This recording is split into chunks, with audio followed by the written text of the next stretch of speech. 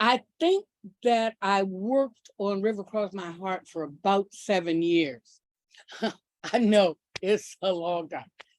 And I went to Sewanee Writers Conference in there, and I had submitted a part of the manuscript as my application because I wanted very much to work with Ernest J. Gaines, and he was one. So I ended up in his workshop. I was so happy. I thought I died and gone to heaven. And he actually liked the submission. And he said, well, I think you should not come back to any more writers' conferences. You should just stay home and finish this, because since you have a job, you're going to have to work on all your. So that was very good practical advice. He was right. He said, oh, it'll probably take about 7 years. I said, oh, no, I'll be finished in 2. And of course, it was about 7 years. He knew. I don't know. Well, for one thing, for me, writing a novel, I had to learn as I was going along. So there were a lot of revisions and that kind of thing, and uncertainty. But I got lucky. Again, it was because I was at Time. One of the stringers that I used to assign and I worked with, his sister worked for Janklow and Nesbitt. Her name, my great buddy, Cynthia Cannell, who became my agent. And I sent her the manuscript, and, she shepherded it through the process. And the rest was history. It really was. It was incredibly exciting. Well, I got the first box of books and opened them up. I thought I would just faint or something. They were so beautiful. I thought they were just lovely. And I can remember my editor at Little Brown, Terry Adams, the great Terry Adams. Terry said, okay, so now take the first one out and set it aside. He said, let that one be the one you read from, and then you deal with it. And he was so right. I said, oh, okay.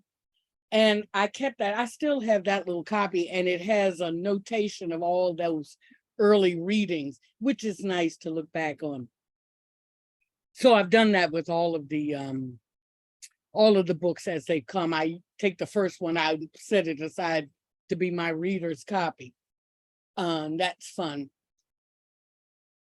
So, and then the Oprah thing. Yeah, she called me too.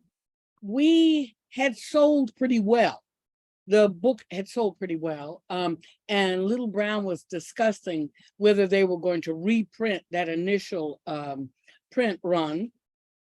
And I think they were deciding, yes, they would, because we'd done kind of nicely. And then they got the call from Oprah. So Oprah gets my number. I think she liked to do that, calling people at home. So, but I was in the office at Time. I was still working. I was in the office, so I hadn't listened. And Terry said, well, can you call home and see if you can hear that message? And I listened to it. I couldn't believe it. At first, I did think that it's somebody trying to fool me. And she said it. She said, hello, Breena, this is Oprah Winfrey. Like, it could have been Oprah Jackson or Oprah Brown or something. And I just laughed and kept that message for the longest time. And I talked to her briefly. She was so sweet. We talked about the book. And then I went out to Chicago and did the show, which was fun too. Well, I think the most important part of that endorsement is that it gives the novel, in my case, in case of a novel, an additional shelf life. Because the shelf life of a novel in bricks and mortar stores can be very short. And at the time River Cross My Heart came out, bricks and mortar bookstores were where books were sold. They weren't so much sold online. So you wanted to be there and to be there as long as possible. The Oprah Book Club gave an increased visibility. I mean, it was an enormous visibility, but it also produced staying power. Bookstores maintained an Oprah table. So even though your book had been, I was November of 2000, or I think, no, of 1999.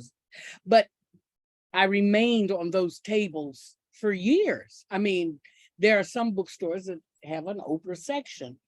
And even quite recently, Oprah, uh, I think she selected her 100th book. And so she sort of relaunched everybody. I mean, re-mentioned everybody who had gone on. So it doesn't go away. It has a real staying power. And that's what you want with a novel. It gave me a little platform to talk about the African-American community of Georgetown and some of the history of Washington that even a lot of Washingtonians didn't know.